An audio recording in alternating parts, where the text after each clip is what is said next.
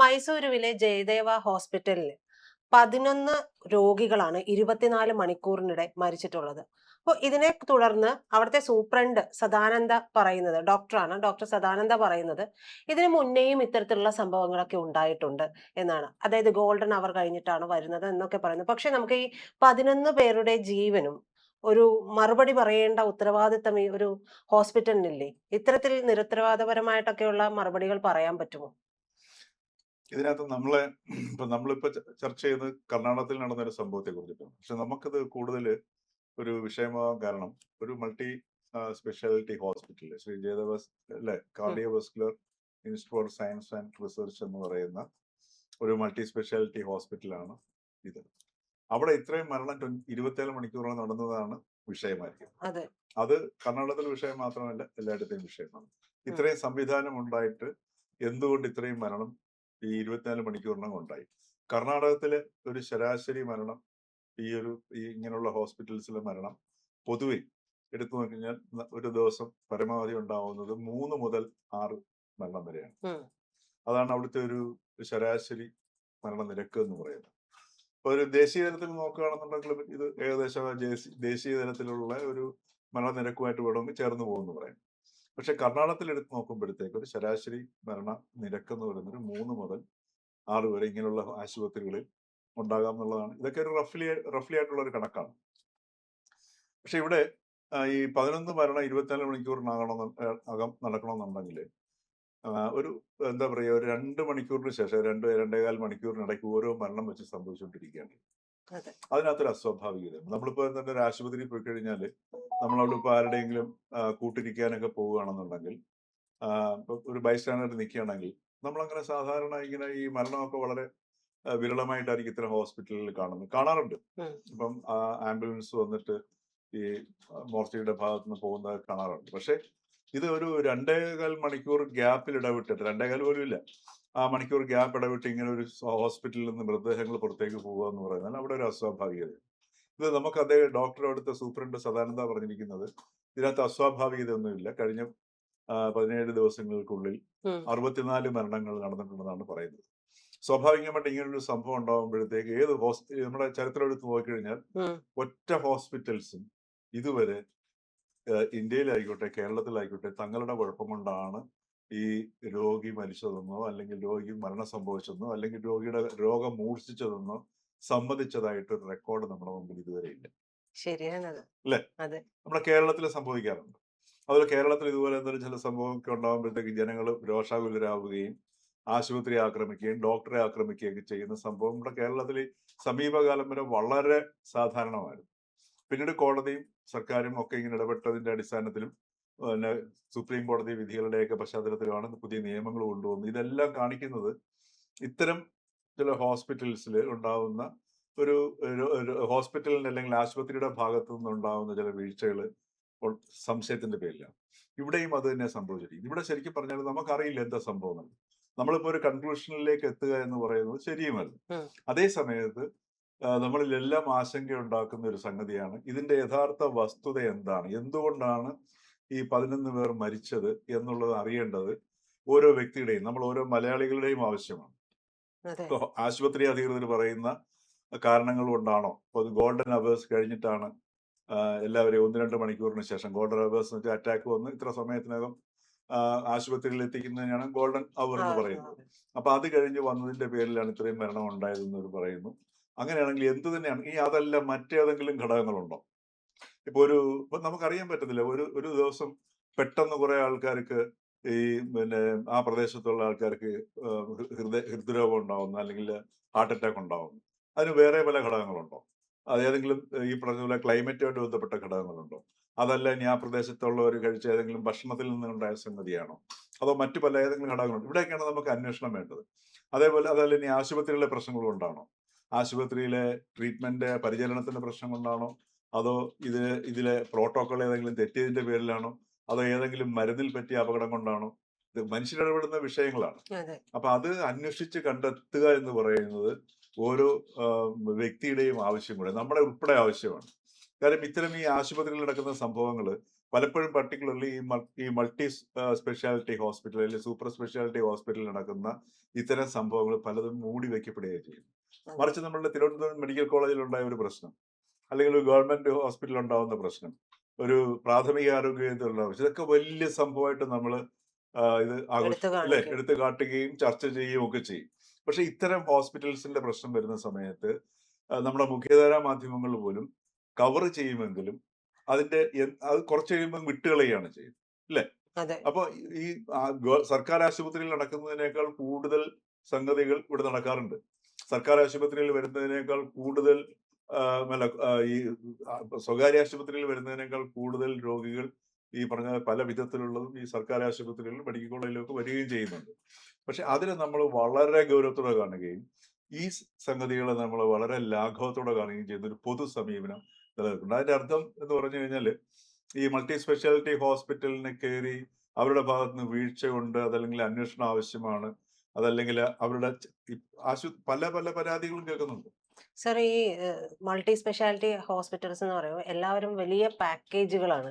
അതെ എല്ലാത്തിനും പാക്കേജാണ്. അതെ അപ്പോൾ ഇതൊരു മെഡിക്കൽ ടൂറിസം പോലെയായി അതെ എത്രയോ നാളുകളായിട്ട് അത് മാറുന്നുണ്ട്. അതെ അതെ ഇപ്പൊ സാധാരണക്കാരൻ പോലും ഉള്ളത് മുഴുവൻ പണയപ്പെടുത്തിയോ വിറ്റോ ഉം. വെറുക്കെയോ ഒരു അസുഖത്തിന് ഹോസ്പിറ്റലിൽ ചെല്ലുന്ന അവിടെ നിന്ന് തങ്ങൾക്ക് മുക്തി ലഭിക്കും എന്നുള്ളത് കൊണ്ടാണ്. അപ്പൊ ഇവിടെ ചെല്ലുമ്പോൾ പിന്നീട് തിരിച്ചു കിട്ടുന്നത് ഇവരുടെ ബോഡി ആകുന്നു എന്ന് പറയുമ്പോൾ സാധാരണക്കാരനെ സംബന്ധിച്ച് കൂടുതൽ ആഘാതം ഉണ്ടാകുന്ന ഒരു സാഹചര്യം കൂടി. ഇപ്പൊ സാറ് പറഞ്ഞല്ലോ, നമ്മുടെ നാട്ടിൽ തന്നെ എത്ര മൾട്ടി സ്പെഷ്യാലിറ്റി ഹോസ്പിറ്റൽസ് ആണ്.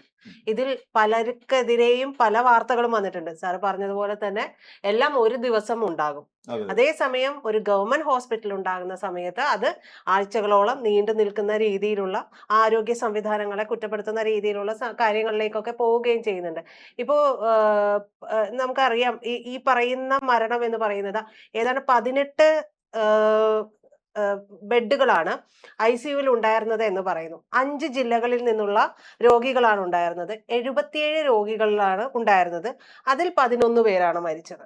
പക്ഷെ ഈ ഗോൾഡൻ അവർ കഴിഞ്ഞു എന്നൊക്കെ പറയുമ്പോഴും എനിക്ക് തീരെ ദഹിക്കാതെ പോയൊരു കാര്യം, ശരിയായിരിക്കാം, ഇത്തരത്തിൽ സംഭവിക്കുന്നുണ്ടായിരിക്കാം, നമുക്ക് അറിയില്ല അവിടെ എന്ത് സംഭവിച്ചു എന്നുള്ളത്. പക്ഷെ ഒരു ഹോസ്പിറ്റലിന്റെ അധികൃതർ വന്നിട്ട് വളരെ ലാഘവത്തോടുകൂടി 11 പേരുടെ മരണത്തിന് കഴിഞ്ഞ ദിവസങ്ങളിലെല്ലാം നടന്നത് 64ഓളം മരണങ്ങളാണ് എന്ന് പറഞ്ഞ് സാധൂകരിക്കുന്ന ആ ഒരു നിഷ്ക്രിയത്വം ഉണ്ടല്ലോ. നിഷ്ക്രിയത്വത്തെക്കാൾ ഉപരി ഞാൻ അതിനെ കാണുന്നത് നമ്മുടെ ഈ പൊളിറ്റിക്കൽ ഡിഫൻസ് ആണ്. ഇപ്പൊ നമ്മുടെ ഇവിടുത്തെ ഈ CPM ആണ് അതിന്റെ ഏറ്റവും വലിയൊരു ഉദാഹരണം. എന്ത് ഉം. സംഭവിച്ചാലും അതിനെ ന്യായീകരിക്കുക, പ്രതിരോധിക്കുക അതെ. എന്ന് പറഞ്ഞ പോലെ ഒരു രാഷ്ട്രീയപരമായ ഒരു നിലപാടാണ് ആശുപത്രിയുടെ ഭാഗത്തുനിന്നത്. മറിച്ച് ഈ 11 പേര് മരിക്കാനിടയുണ്ടായ കാരണങ്ങളും അറിയില്ല. 11 പേര് മരിച്ചു എന്നുള്ളത് യാഥാർത്ഥ്യമാണ്. അപ്പൊ ഇതിനെക്കുറിച്ച് ഞങ്ങൾ വിശദമായിട്ട് അന്വേഷണം നടത്തിയിട്ട് എന്താണ് സംഭവിച്ചത്, ഓരോ രോഗിയുടെ അവസ്ഥ എന്തായിരുന്നു, അല്ലെങ്കിൽ അവർക്ക് ചികിത്സ എന്തായിരുന്നു എന്നുള്ളത് ഞങ്ങളൊന്ന് പഠിച്ചിട്ട് ഇതിന്റെ മറുപടി പറയാം എന്ന് പറഞ്ഞാൽ നമുക്ക് മനസ്സിലാക്കാൻ പറ്റും. അതെ. പക്ഷെ ഇവിടെ ഒരു പൊളിറ്റിക്കൽ ജസ്റ്റിഫിക്കേഷൻ ആണ് ആശുപത്രി അധികൃതരുടെ ഭാഗത്ത് നടത്തിയത്. ഇതിന്റെ ആവശ്യമേ ഉള്ളൂ എന്നൊരു ധാരണ ഇത്തരം മെഡിക്കൽ സൂപ്പർ സ്പെഷ്യാലിറ്റി ആശുപത്രികൾക്ക് ഉണ്ട് തന്നെ. ഇപ്പൊ നമ്മളൊരു സൂപ്പർ സ്പെഷ്യാലിറ്റി ആശുപത്രിയിലേക്ക് ഒരു രോഗിയെ കൊണ്ടുവന്നു കഴിഞ്ഞാൽ ഈ രോഗിയെ ശ്രദ്ധിക്കുന്നതിനേക്കാൾ മുമ്പേ ആദ്യം നമ്മളെ അന്വേഷിക്കുന്നത് ഇൻഷുറൻസ് ഉണ്ടെന്നാണ്. അതെ. എങ്കിൽ പിന്നെ നേരെ അഡ്വൈസറുടെ അടുത്തേക്കെല്ലാം പറയും. ആ അഡ്വൈസറുടെ അടുത്ത് എന്ന് പറഞ്ഞാൽ ആ അഡ്വൈസറുടെ അടുത്തുള്ള സംഭാഷണ സമയം മുഴുവൻ ഈ രോഗി ഒരു പക്ഷേങ്കിൽ ചിലപ്പോൾ അറ്റൻഷൻ കിട്ടാതെ, കാരണം ആ രജിസ്ട്രേഷൻ പ്രോസസ് എന്നൊക്കെ പറയുന്നത് വളരെ ഈ പറഞ്ഞ സമയമെടുക്കുന്ന സംഗതികളൊക്കെയാണ്. അവിടെ കടന്നിരിക്കും. അങ്ങനെയുള്ള ഹോസ്പിറ്റൽസ് ഉണ്ട്, അനുഭവങ്ങളും ഉണ്ട്. അപ്പൊ ഇതൊക്കെ സംബന്ധിച്ചിട്ട് നമ്മുടെ ഇപ്പോഴത്തെ ഈ മാറിയ, അതുപോലെ തന്നെ അവിടെ എല്ലായിടങ്ങളിലും ഈ സൂപ്പർ സ്പെഷ്യാലിറ്റി ആശുപത്രിയിൽ എഴുതി വെച്ചിട്ടുണ്ട്, നിങ്ങൾ നിരീക്ഷണ ക്യാമറയുടെ നിരീക്ഷണത്തിലാണ്. എന്തുകൊണ്ട് ഈ രോഗിയുടെ ചികിത്സാ നിമിഷങ്ങളും മറ്റുമൊക്കെ എന്തുകൊണ്ട് ഇത് റെക്കോർഡ് ചെയ്യപ്പെടുന്നില്ല? അത് ആലോചിക്കേണ്ട വിഷയമാണ്, അല്ലേ? അത് വേണമെങ്കിൽ പബ്ലിക്കിന് കാണിക്കേണ്ട ആവശ്യമില്ല. ഒരു അന്വേഷണം വരികയാണെന്നുണ്ടെങ്കിൽ അന്വേഷണ ഏജൻസിക്ക് കാണാമല്ലോ. അപ്പൊ അത്തരത്തിലുള്ള ചില ചിന്തകളിലേക്ക് നമ്മുടെ കേരളത്തിലും കിടക്കേണ്ട സമയം അതിക്രമിച്ചിരിക്കുകയാണ്. കാരണം ഈ സൂപ്പർ സ്പെഷ്യാലിറ്റി ഹോസ്പിറ്റലിന്റെ പ്രയോറിറ്റി എന്ന് പറയുന്നത് രോഗിയുടെ രോഗം മാറ്റുക എന്നുള്ളതല്ല, മറിച്ച് തങ്ങളുടെ ഇൻവെസ്റ്റ്മെന്റിന് പരമാവധി റിട്ടേൺ ഉണ്ടാക്കുക എന്നുള്ളതാണ്. അതിനുവേണ്ടി അതിനുവേണ്ടിയുള്ള ഒരു ഉപാധിയാണ് രോഗി. അപ്പൊ അവിടെ ആ ഒരു ഫോക്കസ് ഷിഫ്റ്റ് മാറിയിരിക്കുകയാണ്. ഇപ്പൊ സർക്കാർ ആശുപത്രികളിലാണെങ്കിൽ അവിടെ ഇനി എത്ര തന്നെ പരിമിതമായ സാഹചര്യങ്ങളേ ഉള്ളൂ, രോഗികൾ കൂടുതലുണ്ടെങ്കിലും അവരുടെ ഫോക്കസ് എന്ന് പറയുന്നത് രോഗിയുടെ രോഗശമനം തന്നെയാണ്. അതല്ലെങ്കിൽ ചില ഡോക്ടർമാരൊക്കെ ഉണ്ടാവും, വീട്ടിൽ വന്ന് കാണും എന്നൊക്കെ പറയുന്ന ഉം. ഡോക്ടർമാരൊക്കെ ഉണ്ടാവും. പക്ഷെ എങ്കിൽ പോലും പൊതുവെ അവിടെ രോഗിയുടെ ചികിത്സയാണ് അവിടെ പ്രയോറിറ്റി എന്ന് പറയുന്നത്. മറിച്ച് ഒരു സ്വകാര്യ ആശുപത്രിയിലേക്ക് വരുമ്പോഴത്തേക്ക് അവിടെ പ്രയോറിറ്റി മാറുകയാണ് ചെയ്യുന്നത്. ഉം. അപ്പൊ ഈ പ്രയോറിറ്റി മാറിയ ഈ സാഹചര്യത്തിൽ, അതായത് ഒരു രോഗി വന്നു കഴിഞ്ഞാൽ അയാൾക്ക് എന്തെല്ലാം ടെസ്റ്റുകൾ വേണം, അത് ഡോക്ടറുടെ ഡിസ്ക്രിപ്ഷനാണ്, അദ്ദേഹമാണ് നിശ്ചയിക്കുന്നത്. ആ ഡോക്ടർക്ക് ഒരു ദിവസം ഒരു ഡോക്ടർക്ക് 100ഓളം പേഷ്യൻസ് ആണെന്നാണ് പറയുന്നത്. ആ അപ്പോ അതുപോലെ തന്നെ ചില MRI ടെസ്റ്റിനെ പറഞ്ഞയക്കുന്നു. ഇവിടെയൊക്കെ ഇങ്ങനെ കമ്മീഷനുകൾ ഡോക്ടർമാർക്കുണ്ടെന്ന് പറയുന്നു. അതൊക്കെ ഇല്ല എന്ന് പറയേണ്ടത് നമുക്ക് സമ്മതിക്കാൻ പറ്റുന്ന അതൊക്കെ യാഥാർത്ഥ്യങ്ങളാണ്. അപ്പൊ ഇവിടെ പ്രൈവറ്റ് മേഖലകളിലെ ഒരു നിരീക്ഷണം വളരെ അത്യാവശ്യമാണ്. അത് കർണാടകത്തിൽ മാത്രമല്ല, അത് നമ്മുടെ കേരളത്തിലും വളരെ അത്യാവശ്യമുള്ള സംഗതി. ഒരു നിരീക്ഷണം ആവശ്യം. എന്താണ് അതിനുള്ളിൽ നടക്കുന്നത്? ഇത് ഉദാഹരണത്തിന് ഇപ്പോ ഏതെങ്കിലും ഒരു രോഗി ഒരു ചികിത്സ കൊണ്ട് ആയുർവേദത്തിലായിക്കോട്ടെ, അല്ലെങ്കിൽ വേറെ ഏതെങ്കിലും ഒരു സിസ്റ്റത്തിലായിക്കോട്ടെ, അതല്ലെങ്കിൽ ഇനി പരമ്പരാഗത ചികിത്സയിലോ എങ്ങനോ ആയിക്കോട്ടെ, ഒരു രോഗി മരിച്ചു കഴിഞ്ഞാൽ അതിവിപുലമായ ഒരു ചർച്ചയിലേക്കും ബഹളത്തിലേക്കും പോകും. മറിച്ച് ഏതെങ്കിലും ഒരു വീഴ്ച കൊണ്ട് ഒരു ഒരു സൂപ്പർ സ്പെഷ്യാലിറ്റി ഹോസ്പിറ്റലിൽ ഒരു രോഗി, ഒന്നിലധികം രോഗികളോ മരിച്ചു കഴിഞ്ഞാൽ അത് വളരെ നിസ്സാരമായ ന്യായീകരണങ്ങൾ കൊണ്ട് അത് മാറ്റപ്പെടുകയാണ് ചെയ്യുന്നത്. അപ്പൊ ഇത് ഞാൻ പറയുന്നത് ചിലപ്പോൾ ശരിയായിരിക്കും അവർ പറയുന്നത്, പക്ഷെ നമുക്കറിയില്ല സംഗതി. അപ്പൊ ഏത് കാരണം കൊണ്ടാണ്, ഇപ്പൊ ഉദാഹരണത്തിന് ഒരു രോഗി ഏതെങ്കിലും ഒരു ആയുർവേദ ചികിത്സയിൽ മരിക്കുകയാണെന്നുണ്ടെങ്കിൽ ഉടനെ അതിനെ സാമാന്യവൽക്കരിച്ചിട്ട് ഒരുപാട് പ്രശ്നങ്ങൾ എടുത്തു പറയും. ഉം. പക്ഷെ അതേ സമയത്ത് ഈ മൾട്ടി സ്പെഷ്യാലിറ്റി ആശുപത്രിയിൽ ഇപ്പോൾ ഒരു രോഗികളോ ഒന്നിലധികം രോഗികളോ മരിച്ചു കഴിഞ്ഞാൽ അവിടെ ഒരു സാമാന്യവൽക്കരണം നടക്കുന്നില്ല. മാത്രമല്ല അത് തന്നെയാണ് ശരിയായ വഴി എന്നുള്ള ധാരണ പൊതുബോധം സൃഷ്ടിക്കപ്പെട്ടിട്ടുണ്ട്. ഈ സൃഷ്ടിക്കപ്പെട്ട പൊതുബോധത്തിനുള്ളിൽ നിന്നാണ് ഈ സൂപ്പർ സ്പെഷ്യാലിറ്റി ഹോസ്പിറ്റൽസ് ഇത്രയധികം ചൂഷണം നടത്തുന്നത്. അപ്പൊ അതിന്റെ പശ്ചാത്തലത്തിലാണ് ഈ ഒരു സംഭവം, ഈ ശ്രീ ജയദേവ ജയദേവ് ഹോസ്പിറ്റൽ. ഇൻസ്റ്റിറ്റ്യൂട്ടിലെ കാർഡിയോവാസ്കുലർ ഇൻസ്റ്റിറ്റ്യൂട്ടിലെ ഈ ഒരു 11 പേരുടെ മരണം നമ്മളിൽ സംശയിക്കുന്നു.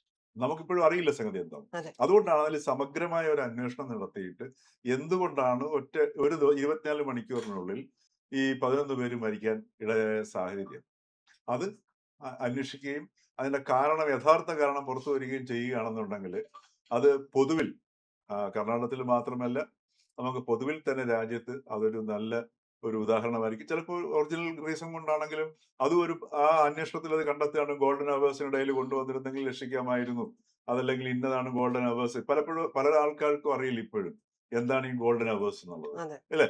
അപ്പൊ അത് ഏത് കാരണം കൊണ്ടാണ് ഇത് മരിച്ചതെന്നുള്ള ഒരു നിഷ്പക്ഷമായ ഒരു അന്വേഷണം നടത്തി അത് പുറത്തു കൊണ്ടുവരേണ്ടത് കർണാടകത്തിലുള്ളവരുടെ മാത്രം ആവശ്യമല്ല, നമ്മളുടെ എല്ലാവരുടെയും കൂടെ ഒരു ആവശ്യമാണ്.